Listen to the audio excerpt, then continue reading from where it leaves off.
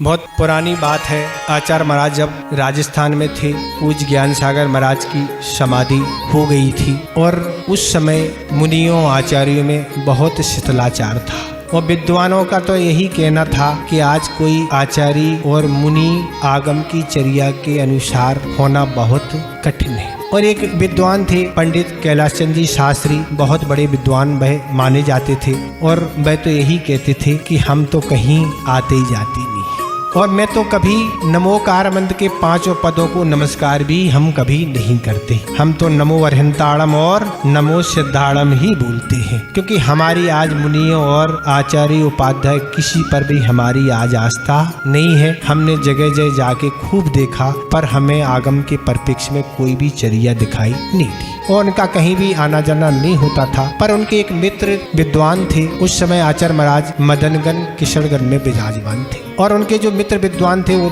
वह बार बार आग्रह करते थे कि हमारे नगर में आप पधारो, हमारे यहाँ आचार्य विद्यासागर महाराज विराजमान है। और उनके अनुरोध बस वह एक दिन के लिए मदनगन किशन गए। उनके साथ पंडित दरबारलाल जी कोटिया भी थे और वह मदनगन किशनगढ़ पहुंचे। आचार्य महाराज का सुबह और दोपहर में 2 टाइम प्रवचन हुआ करता था और वह प्रवचन सभा में बैठे और उन्होंने जैसे आचार्य महाराज का प्रवचन सुना, सुबह दोपहर आदि आए तो एक ही दिन के लिए थे, पर आचार्य महाराज की चर्या देख के ऐसे वह प्रभावित हो गए कि एक की जगह वह 5 दिन उनका रुकना हो गया और उन्होंने अपना जाके लेख दिया। वह जैन संदेश नाम का एक पेपर निकलता था मथुरा से, उसका जैन संदेश नाम था, वह उसके संपादक थे। उसमें उन्होंने लिख दिया एक नए नक्षत्र का उदय, ऐसा उन्होंने लिख दिया। उस लेख में उन्होंने लिखा कि हमारी श्रद्धा तो कुछ थी नहीं, पर मैं आचार्य विद्यासागर महाराज के दर्शन करने गया। मैंने कुछ वर्ष पूर्व उनके गुरु के साथ हमने उन्हें देखा था। उनका एक छोटा सा प्रवचन भी सुना था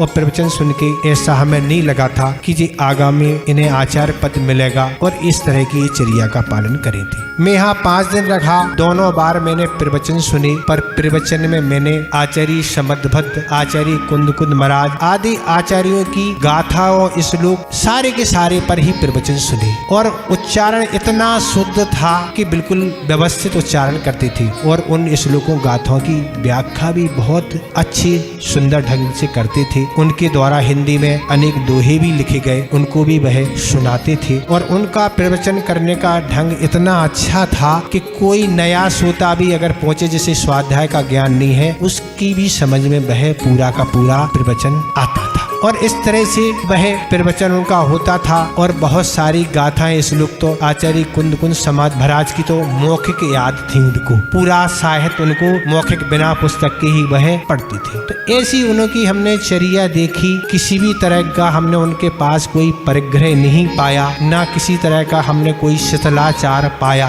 और हमेशा उन्हें हमने नीची निगाह बैठे ही देखा, कभी उनकी नजर हमने पर नहीं देखी। हम जिस दिन आने लगे मैंने कहा मैं आज जा रहा हूँ, तो उनने यही उत्तर दिया आना जाना तो लगा हुआ है और वो कुछ नहीं बोले। उनके गांव से 2 बालक आए पर उनने उनसे कोई चर्चा नहीं की कि तुम कहाँ से आए हो, वहाँ पर क्या चल रहा है, गांव के समाचार कोई भी उन्होंने समाचार नहीं लिया, न कोई उत्सुकता जाहिर की। वह तो अपने काम में लगे, नमोस्तु करने वालों को कोई आशीर्वाद नहीं, कुछ भी नहीं, उदासीन भाव से ही बैठी रहती। ये सारी चर्या देख के जो आज तक हमने नमोकार मंत्र पूर्ण नहीं पढ़ा था, ऐसी हमारी चर्या देख के ऐसा हमारा विश्वास और सिद्धांत बन गया कि मैं उस दिन से 5 पदों को पढ़ने लगा हूँ।